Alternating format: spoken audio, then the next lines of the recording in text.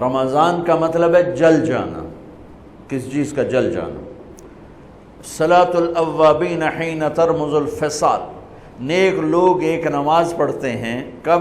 جب اونٹ کے پاؤں جلنے لگیں، اونٹ کے پاؤں جب جلنے لگیں، اونٹ کے بچے کے پاؤں جب جلنے لگیں۔ تو رمضان میں جل جانا، اس کا روزے سے کیا تعلق ہے؟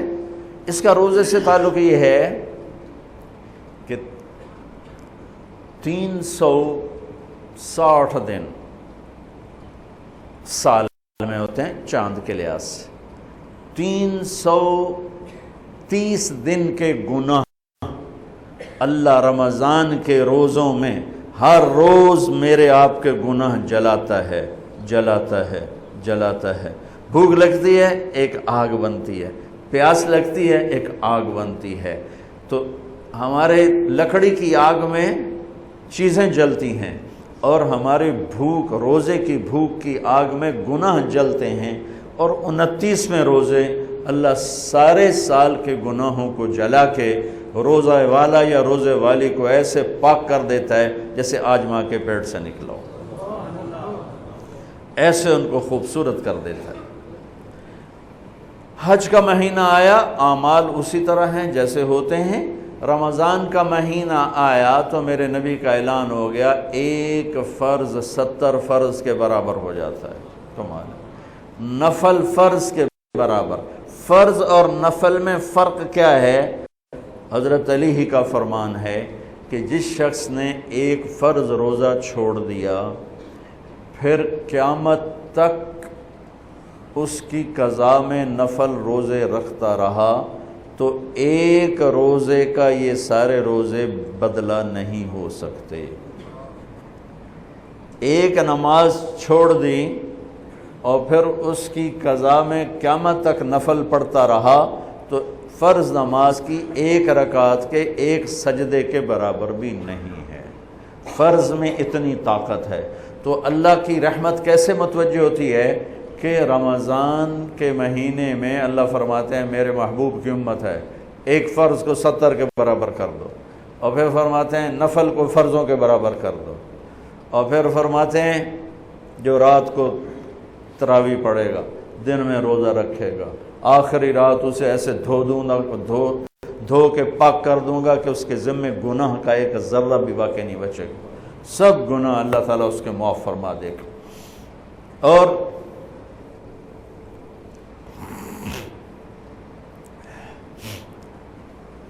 میرے نبی نے فرمایا من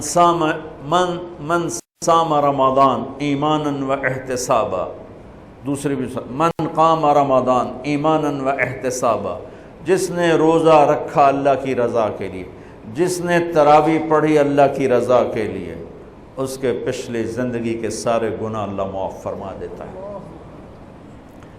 رات کا قیام کسی امت کو نہیں ملا۔ دیکھو روزہ سخت تھا تو ان کا قیام اللیل نہیں تھا، چونکہ وہ اپنی کتاب پڑھ سکتے ہی نہیں تھے۔ رمضان میں اللہ نے آسمانی کتابیں اتاری، یکم رمضان کو ابراہیم علیہ السلام پر، 2 رمضان کو تورات موسیٰ علیہ السلام پر، 8 یا 6 رمضان کو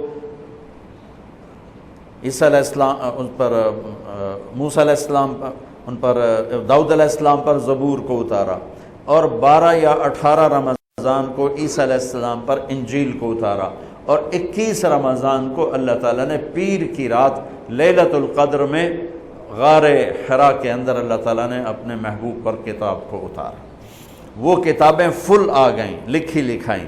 قرآن فل نہیں آیا، قرآن صرف ایک سورت کے 19 الفاظ آئے بس، اور پھر 23 برس میں قرآن اترا۔ کتنے انبیاء ایسے گزرے ہیں جن کے پاس جبریل زندگی میں ایک دفعہ آیا، زندگی میں جبریل ایک دفعہ، اور ایک سے لے کر آگے کوئی تعداد مقرر نہیں ہے، 100 دفعہ 200 دفعہ، لیکن آپ حیران ہوں گے ہمارے نبی پر جبریل 23 برس میں 24,000 دفعہ آئے، 24,000 دفعہ، جو ایک عجب العجائب ہے، عجب العجائب ہے۔ تو میرے بھائیوں، رات کی تراویح، دن کا روزہ، تراوی میں کیا ملنے والا ہے؟ میرے نبی کا فرمان ہے ہر سجدے پہ 1500 نیکی، ہر سجدے پہ 1500 نیکی۔ تھوڑی اپنی کاروباری مصروفیت گھٹاؤ، اپنی کاروباری مشقت گھٹاؤ، اپنے ملازموں کی بھی مشقت گھٹاؤ تاکہ وہ تراوی پڑھ سکیں، روزہ رکھ سکیں، بشاشت سے پڑھ سکیں، اور اللہ کا فضل ہے ڈھیلے سے ڈھیلا حافظ بھی ہو تو 1.5 گھنٹے میں سارا کچھ نمٹ جاتا ہے۔ اتنی سی ہمت کرو میرے بھائیوں کہ افطاری میں تھوڑا کھاؤ۔ اگر تم پہلوانوں کی طرح شروع ہو گیا نا، پھر تو تم سے عشاء بھی نہیں پڑھی جائے گی، تراوی تم نے کیا پڑھنی۔ روزہ جسم کی فالتو چیزوں کو جلاتا ہے، روزہ ایک قوت پیدا کرتا ہے ایمانی شیطان کے خلاف۔ وہ کیسے پیدا کرتا ہے شیطان کے خلاف؟ اللہ تعالیٰ حلال کو بھی حرام کر دیتا ہے۔ جب بیوی کو بھی شہوت سے دیکھنا حرام ہو گیا اور یہ اس پہ قابو پا گیا تو اوروں کی عزت کو یہ حرام نظر سے کیوں دیکھے گا؟ جب یہ حلال کھانا چھوڑ گیا تو یہ جھوٹ کیوں بولے گا، یہ گالی کیوں دے گا، یہ غیبت کیوں کرے گا؟ جب یہ کان میں دوائی ڈالنا چھوڑ گیا کہ روزہ ٹوٹ جاتا ہے تو یہ اوروں کی غیبت کیوں سنے گا، اوروں کی برائی کیوں سنے گا؟ جب یہ آنکھ میں دوائی نہیں ڈالتا ہے کہ وہ حلق میں جاتی، وہاں سے وہ پیٹ میں چلی جاتی ہے، روزہ ٹوٹ جاتا ہے، تو یہ ان آنکھوں سے غلط کیوں دیکھے گا؟ یہ غلط کیوں کسی کی عزت کے اوپر اپنی بددیانت نظر کو ڈالے گا؟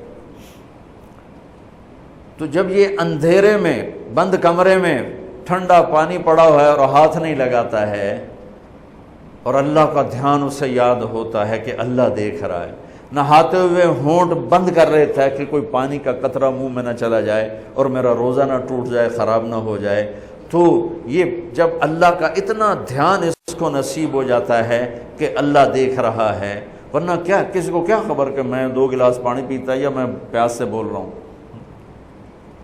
تو جب وہ اللہ کو اتنا اپنے دھیان میں لے آتا ہے کہ اللہ دیکھ رہا ہے، میں پانی نہیں پیوں گا، اللہ دیکھ رہا ہے، میں بیوی کو ہاتھ نہیں لگاؤں گا، اللہ دیکھ رہا ہے، میں کسی کی عزت پر بری نظر نہیں ڈالوں گا، اللہ دیکھ رہا ہے، میں کسی کی برائی نہیں سنوں گا، اللہ دیکھ رہا ہے، میں کسی کی برائی نہیں کروں گا، تو پھر جب یہ بازار میں جائے گا تو جھوٹ تو نہیں بولے گا، جب یہ تولے گا تو غلط تو نہیں تولے گا۔ ہاں یہ الگ بات ہے، بہت سے مجھے ملے کہ جب رمضان میں جھوٹ چھوڑ دیتے ہیں، اس کے بعد پھر شروع ہو جاوی تھا رمضان میں رشوت نہیں لیتا ہوں، اس کے بعد پھر شروع ہو جاتا ہے۔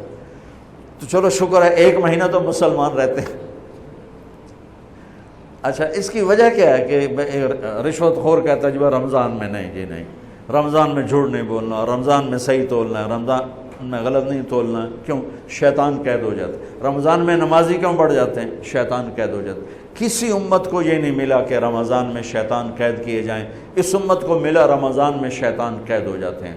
کسی امت کو یہ نہیں ملا کہ رمضان میں جہنم کے دروازے بند ہو جائیں، اس امت کو ملا ہے رمضان میں جہنم کے دروازے بند ہو جاتے ہیں، جنت کے دروازے کھل جاتے ہیں۔ کسی امت کو یہ نہیں ملا کہ ان کے لیے ہر مخلوق دعا کرے، رمضان کے مہینے میں اس امت کو یہ ملا ہے کہ ان کے روزہ رکھنے والوں کے لیے چونٹیاں بھی دعا کرتی، پرندے بھی دعا کرتے ہیں، مچھلیاں بھی دعا کرتی ہیں، ہوائیں دعا کرتی ہیں، ہر شے دعا کرتی ہے روزہ رکھنے والے کی۔ اس امت کو ملا۔ کسی امت کو یہ نہیں ملا کہ آخری رات ان کی سب کی بخشش ہو جائے، اس امت کو ملا ہے کہ رمضان کی آخری رات سب کی بخشش ہو جاتی۔